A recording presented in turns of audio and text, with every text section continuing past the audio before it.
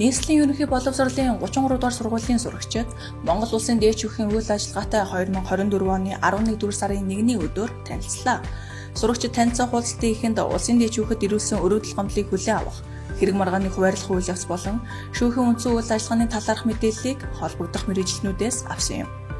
Үүний дараа Улсын дээд шүүхийн иргэний хэргийн танхимын шүүгч Цолмон сурагчдыг хүлээн авах үеэрээ шүүгчийн мэргэжлийн онцлог, шүүгч хүн байхын утга учирын талаар тайлбарлахын зэрэгцээ, нийгмийн бүхий л харилцаа эрх зүйн хүрээнд зохицуулагддаг болохыг онцлолоо.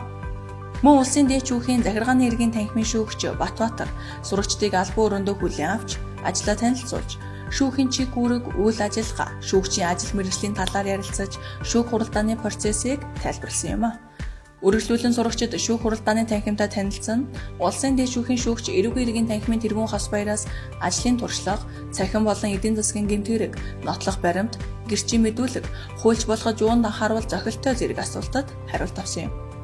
Сурагчдын зүгээс шүүх эрх мэдэл, шүүхийн тогтолцоо, ажил мэргэжлийн онцлогийн хүрээнд мэдлэгээ баттгаж, мэргэжил сонгоход ач холбогдолтой мэдээлэл авснаа энэ үеэр онцлон ярьлаа.